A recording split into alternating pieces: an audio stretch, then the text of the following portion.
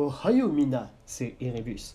Aujourd'hui ce n'est plus de SNK, mais de Berserk que je vais vous parler. Cette fois, ce n'est pas une histoire alternative, mais une analyse de personnages que je vais vous présenter. Le choix se portait entre Guts et Griffiths, mais il est impossible de parler de l'un sans mentionner l'autre. Donc il y aura une vidéo pour chacun. C'est donc notre épéiste noir qui aura l'honneur de commencer. Alors attention, alerte spoiler, je parlerai des 3 excellents films Berserk et des 2 saisons CGI de l'anime à la qualité discutable. Par contre, je ne parlerai pas des scans, le manga est en cours de parution. D'ailleurs, je vous le conseille, il est bien meilleur que l'anime. Il n'y a pas photo. Enfin bref, prenez votre plus belle Dragon Slayer et préparez-vous à massacrer de l'apôtre. Générique.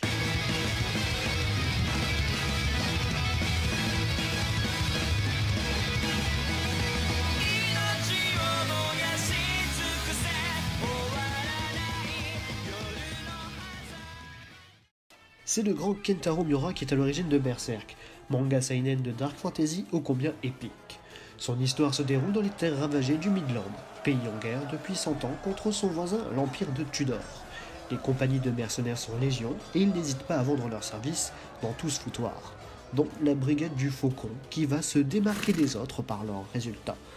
L'univers du manga est basé sur le thème médiéval fantastique avec 2-3 éléments du XVIIIe siècle. C'est donc dans ce beau monde que Guts va évoluer. Et pour commencer cette analyse, il faut connaître son histoire. Histoire que je vais vous raconter là maintenant.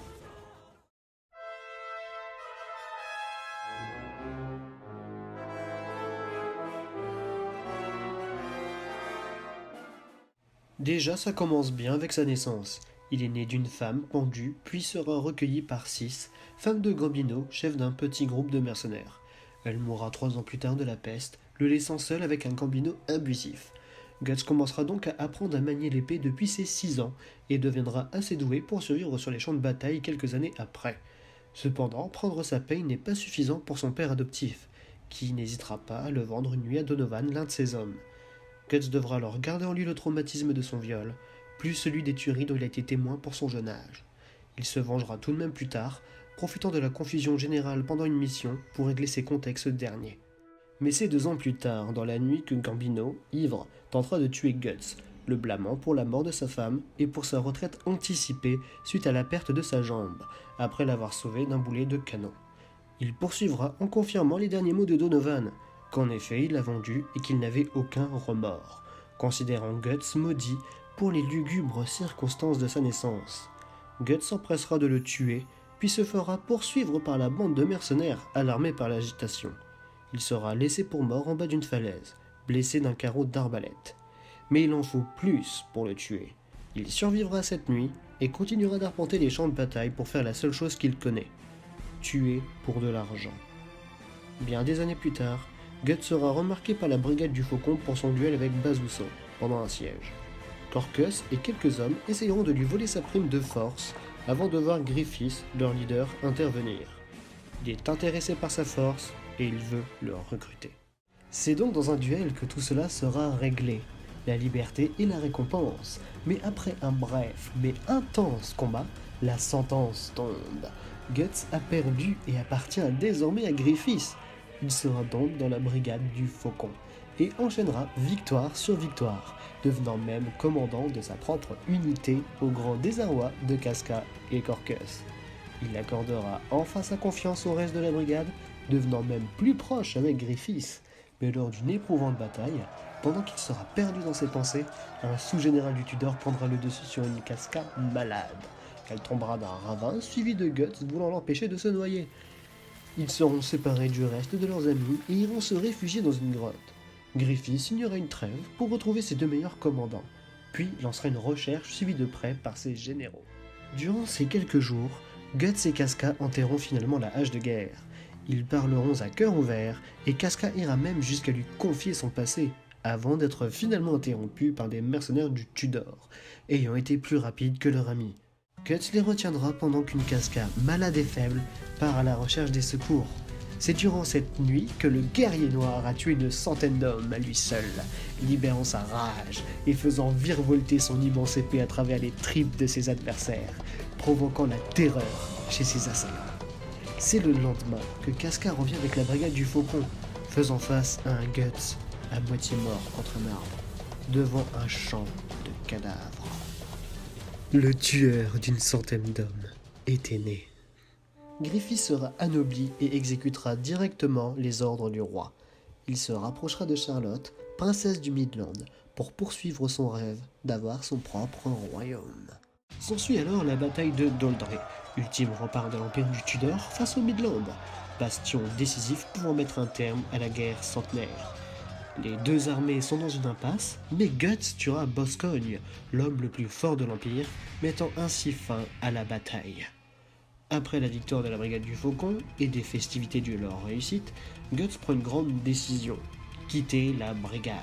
C'est après une longue réflexion, les avertissements de Zod dit l'immortel, les gens vivants tuent les mercenaires, et la discussion de Griffith et Charlotte qui le pousseront à faire ce choix. Guts réclamera donc un duel avec son capitaine, comme à leur rencontre, avec sa liberté en guise de récompense en cas de victoire. Griffith accepte, ils dégainent leurs lames, chargent l'un vers l'autre quand soudain, la lame de Griffith cède sous celle de Guts, lui laissant alors la victoire. Il a gagné sa liberté, quittant ainsi ses frères d'armes sur ce lever de soleil hivernal. Suite à cela, Griffith ira dans les appartements de la princesse Charlotte et aura une relation sexuelle avec elle. Il sera arrêté le lendemain par la garde royale et torturé pendant 1 an sous les ordres du roi incestueux fou de rage. Guts l'apprendra plus tard et ira directement retrouver Casca, nouvelle leaduse en l'absence de Griffith. Ils auront une longue discussion et Casca lui déclara être amoureuse de lui. Ils coucheront ensemble avant d'aller sauver Griffith avec le reste de la brigade, toujours loyal à leur ancien capitaine. Après plusieurs massacres, ils trouveront finalement leur chef, du moins ce qui nous reste. Guts tuera le tortionnaire du donjon avant de fuir avec le reste de ses amis. Ne sachant que faire, toujours choqués de la condition physique de leur ancien chef. Ils remarqueront ensuite la disparition du chariot dans lequel ils se trouvaient. Ils suivront de près ce dernier avant de tomber sur Griffith dans une rivière, son béélite pourpre disparu depuis longtemps à la main. Mais bientôt, un phénomène surnaturel ayant lieu tous les 216 ans va bientôt avoir lieu. L'éclipse. Le béélite de Griffith s'éveille et emmène la brigade du Faucon dans un monde surnaturel. Des démons apparaîtront avec les God End, des entités semblables à des archanges maléfiques. Ils promettront à Griffith l'accomplissement de son rêve de royauté en échange de la vie de ses amis, chose qu'il accepte, laissant alors ces hommes être dévorés vivants par des créatures aussi informes les unes que les autres. Guts, lui, survivra juste assez longtemps pour voir Femto, nouveau corps de Griffith, violer Casca juste devant ses yeux. Mais le Skull Knight surgira de nulle part pour sauver les deux commandants et s'enfuira au nez et à la barbe des God End. Une fois réveillé et sur pied, Guts cherchera après Casca pour constater qu'elle est brisée mentalement depuis l'éclipse, et à raison d'ailleurs. Choqué, il s'enfuira et courra de longues heures en hurlant de toutes ses forces, réalisant petit à petit l'horreur auquel il a été témoin. Il jurera de trouver Griffith et il lui fera payer pour sa trahison. Et pendant 2 ans, c'est ce qu'il va faire, tuant apôtres et démons ayant croisé son chemin. Il gagnera finalement son surnom d'épéiste noir pour toutes ses expéditions punitives envers les démons infestant le Midland chaque jour depuis l'éclipse. Un soir, il libérera Puck, un elfe de quelques ivrognes, puis continuera sa route avec lui. Quelques jours après un affrontement avec des entités, Guts tombera sur un ordre de chevaliers religieux, l'accusant de crimes causés par toutes les créatures qu'il a traquées. Il tuera plusieurs soldats avant de perdre face à Farnes, encore fatigué de sa précédente chasse à l'apôtre. Guts sera emprisonné, puis libéré par Puck, le soir même. Ne perdant pas de temps, il repartira traquer un apôtre non loin dans un vieux manoir, avec Farnes en otage, voulant lui prouver l'existence du surnaturel. Il finira son combat et la verra de doigts de se faire violer par un cheval. Oui, un cheval possédé. Enfin bref, Guts la libérera et la remettra à Serpico en pleine crise existentielle religieuse, avant de partir vers Albion, là où se trouverait Cascade après une de ses visions. Elle aurait disparu peu après son départ à la recherche de Griffith. Plus tard, sur la route, Guts sauvera Isidro, un enfant soldat d'une bande de Kushan. des guerriers d'un autre pays. Il suivra l'épéiste noir admiratif de sa force et apercevra ce dernier avec le Skull Knight, expliquant que Griffiths prépare son entrée dans le monde physique. Arrivant enfin à destination, Guts sauvera Casca d'un rituel païen entre pèlerins et prostituées. Il affrontera un apôtre mi-homme, mi-bouc, et même Serpico, l'intendant de Farnès, qui était à sa poursuite. Pendant ce temps, Casca sera emmené par des chevaliers à la tour des convictions. Mais Guts se débarrassera assez facilement de son adversaire et ira à sa poursuite. L'épéiste noir devra affronter ensuite les disciples inquisiteurs de Mosgus, un apôtre extrêmement puissant. Il s'occupera de ce dernier au sommet de la tour avant de l'empaler et de le jeter du haut de cette dernière. Le soleil se lève. Guts est ébloui par une étrange lumière qui vient des ruines non loin. Il s'agit de Griffiths. Il vient d'arriver sur Terre, mais partira aussitôt avec Zod après sa renaissance. De retour chez Godot, forgeron de la Dragon Slayer, récemment décédé, Guts apprendra que Griffiths est ici, à la colline aux épées, avec Rickert, un ancien faucon absent durant l'éclipse. Le faucon de lumière expliquera qu'il veut parler avec lui, et n'aura comme seule réponse à ses accusations « Je n'ai pas trahi mon rêve, c'est tout ». Zod s'interposera pour le protéger de l'épée de Guts, avant de s'envoler au loin. Puck annoncera à Guts qu'il peut cacher Casca dans son pays natal, l'île d'Elfhelm, qu'elle y serait en sécurité des démons et de Griffiths. Il n'en fallait pas plus à l'épéiste noire pour se mettre en route, mais peu après ils seront arrêtés par Serpico et Farnès, qui demandera à les rejoindre. Si les démons existent alors qu'elle était sceptique, elle veut des explications. Et c'est ce qu'elle obtiendra si jamais elle le rejoint dans sa quête. Guts accepte et reprend la route vers Vitranis, mais par un concours de circonstances, il tombera sur Shirke, une apprentie sorcière. Ils affronteront des trolls dans le monde astral sur sa demande, avant de retourner voir Flora, sa maîtresse. Chacun gagnera un artefact comme récompense pour leur aide, mais seront interrompus par Grunbeld, un soldat de la nouvelle armée de Griffiths, envoyé pour tuer la vieille sorcière. Guts devra mettre l'armure du Berserk, ancienne armure du Skull Knight, pour l'affronter, mais Flora interviendra, leur demandant de fuir. Elle se sacrifiera en retenant Grunbeld pendant la fuite de nos nouveaux héros vers la côte. L'anime se termine avec Guts et sa nouvelle équipe dans un port, à l'attente d'un navire vers Vitranis, à Elfhelm.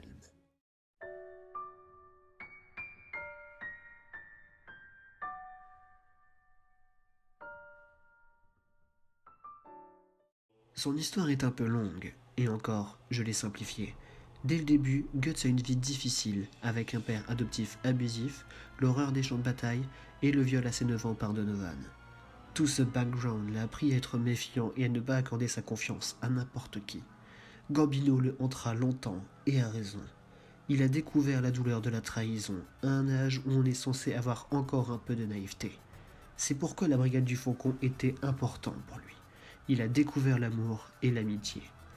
Il n'était plus seul, et Griffiths a remplacé Gambino en tant que modèle. Vivre dans cette violence était supportable, car il était accepté. Mais ce n'était pas suffisant. Guts voulait gagner le respect de son capitaine, de son modèle. C'est pour ça, d'après moi, qu'il s'est toujours donné à fond à la guerre, ne voulant pas décevoir Griffiths. Mais il y a eu 3 éléments importants qui ont tout changé, et qui l'ont forcé à se remettre en question. Premièrement, le passage dans la grotte avec Casca, quand elle lui raconte son passé en attendant l'arrivée de la brigade. Elle aussi, elle a eu une enfance horrible. Sa mère l'a vendue à un noble, croyant lui donner une chance, sans se douter qu'il comptait se servir d'elle comme une esclave sexuelle. Quand Casca l'a comprise, elle s'est enfuie de la calèche, avant d'être battue par le noble qui essayait de la violer. Griffiths arrivera et lancera une épée à ses pieds. Si elle veut survivre, elle doit se battre. Elle prend l'épée et tue le noble, rejoignant après la brigade du Faucon. Elle expliquera alors ses sentiments vers Griffiths et sa tristesse de n'avoir jamais su atteindre l'homme qu'il était. Deuxièmement, il y a la mort d'Adonis, le fils d'un noble chevalier. Guts a reçu l'ordre d'exécuter certains hommes, conspirant envers Griffiths, non content de l'intérêt grandissant du roi envers son capitaine. Il tuera tous les chevaliers avec une facilité déconcertante, avant de tuer Adonis. C'était le fils d'une de ses cibles, et il était entré dans la pièce, où Guts venait juste de tuer son père. Croyant à un garde, l'épéiste noir se retourne et embroche le jeune garçon contre le mur, avant de s'apercevoir de son erreur. Troisièmement, il y a le discours de Griffith sur l'amitié avec Charlotte, le soir même de la mort d'Adonis. Le capitaine des Faucons explique à sa dernière sa conception d'un ami, qu'avant tout, c'est quelqu'un ayant un rêve, quelqu'un qui doit le suivre, même s'il doit s'opposer à ses proches, qu'un homme qui se contente de vivre à travers le rêve d'un autre ne mérite ni reconnaissance, ni respect. Tout cela, Guts l'a entendu. Il était venu prévenir Griffith de la réussite de sa mission. Ces trois éléments vont lui donner un électrochoc. Il admire Griffith, le respecte, mais s'il veut la reconnaissance de ce dernier, il doit vivre pour lui-même. Guts a tué un enfant innocent pour l'ambition d'un autre. Il ne sera jamais heureux de la situation dans laquelle il se trouve. Casca en est la preuve vivante. Et finalement, tout ça n'aura servi à rien, car qu'importe ses efforts, Griffith ne le considérera toujours pas comme un ami. C'est pourquoi il va le défier au duel, pour regagner sa liberté. Il doit cesser de lui appartenir pour devenir son égal. Mais tout va s'écrouler un an après. Il aura l'amour de Casca, certes, mais c'est Griffith qui aura un plus grand impact sur son évolution. C'est quand Guts ira le libérer que viendra la douche froide. Son modèle, son ami, son rival, brisé. Le grand Griffith, bel homme à l'éloquence raffinée, gît sur le sol, les tendons sectionnés, la langue arrachée. Il ne reste que son casque d'argent, vestige de sa grandeur passée sur son corps décharné. Puis vient enfin l'éclipse. Toute la tristesse et la pitié qu'il éprouvait pour lui ont disparu et se sont changées en colère et mépris. Griffith a craché sur la loyauté de la brigade pour devenir Femto, laissant ses amis mourir dans les mâchoires des immondices de l'éclipse. Et comme si ce n'était pas suffisant, il violera Casca devant lui, alors qu'il commençait juste à avoir des sentiments pour elle. L'impuissance et la frustration ressenties à ce moment alimenteront sa haine et sa rage. Ironiquement, c'est Griffith qui lui donnera un but, la vengeance. Son bras manquant, son œil crevé, sa marque du sacrifice sur la nuque et l'état psychologique de Casca ne sont que des rappels de l'éclipse. Il pourra tourner la page après avoir tué Griffith. Mais malgré toute sa rage, il n'en restera pas moins humain. Guts n'hésitera pas à sauver un village de quelques trolls, voire même de s'attirer la haine d'une orpheline pour l'empêcher de se suicider. Là où Griffith a tout sacrifié pour son rêve, Guts, lui, ne franchira pas cette limite pour mettre un terme à son cauchemar. Il reprendra lentement goût à la vie grâce à la compagnie de Puck, Isidro, Shirkey, Ivalera, Farnès, Serpico et ce qui reste de l'esprit de Casca. Sa haine restera présente. Il ne pardonnera même jamais à Griffith. Mais plus qu'un désir de vengeance, il a maintenant un désir de sauver. Sauver Casca et la guérir à Vitranis.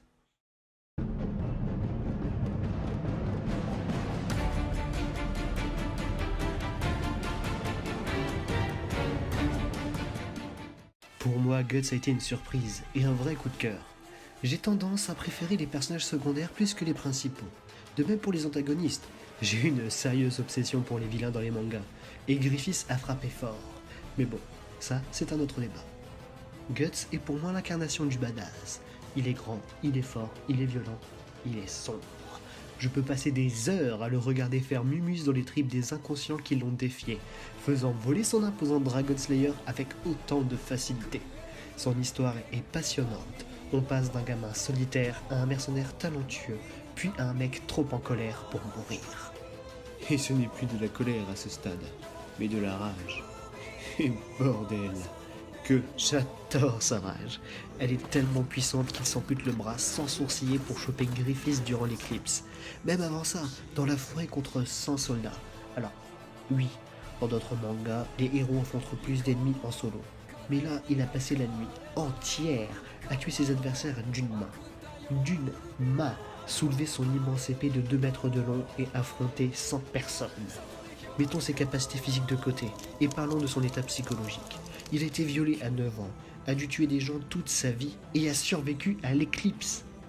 D'ailleurs, chaque nuit, il étripe des hordes de démons jusqu'au petit matin. Dort à l'arrache 1 à 2 heures contre un arbre, puis continue son chemin jusqu'à trouver un apôtre. Cet homme a connu l'enfer, et jamais il se plaint. Jamais. Là où un Obito et Kurapika ont pris un certain chemin par rapport à des événements traumatisants, Guts, lui, n'a jamais franchi de limite. Il intériorise tellement ses sentiments que sa haine prend la forme d'une bête sauvage dans son esprit. Il a tellement la rage qu'il en voudrait presque à Casca pour sa condition. Ça paraît cruel, mais c'est humain. Cependant, un bon mental dans un corps robuste ne fait pas tout. Heureusement, il a un équipement à sa hauteur. Une épée de 2 mètres de long au doux nom de Dragon Slayer pour commencer. Godot l'a forgée pour un roi, mais elle a été jugée impossible à manier. Là où Guts y arrive parfaitement, elle a tellement traîné dans les entrailles et le sang des apôtres qu'elle est devenue plus forte. Vient ensuite sa prothèse mécanique, qui remplace son bras gauche. Elle peut se changer en canon et exploser tout ce qui se trouve devant elle. Puis pour finir son armure, l'armure du berserk, appartenant avant au Skull Knight. Elle a changé d'apparence quand Guts s'en est équipé. Elle anesthésie sa douleur en cas de fracture. Des excroissances pousseront dans l'armure pour empaler l'os et le remettre en place. Sa rage sera amplifiée ainsi que sa force, le rendant tellement enragé qu'il voudra réduire en charpie tout être vivant autour de lui. Seul Shirke peut le calmer dans cet état, grâce à ses pouvoirs. Tous ces éléments combinés, son histoire, sa capacité, sa rage font de lui un berserk. Son humanité, quant à elle, fait de lui, à mes yeux, l'un de mes personnages préférés, tout manga confondu. Voilà, j'espère que la vidéo vous a plu et que vous ayez pris autant de plaisir que moi pour parler de ce chef-d'œuvre qu'est Berserk. N'hésitez pas à regarder le contenu de mes amis Kaguya et Kagato, puis à vous abonner si vous le souhaitez. On se retrouve pour ma prochaine vidéo sur Griffiths dans la partie 2. Arigato mina, matane.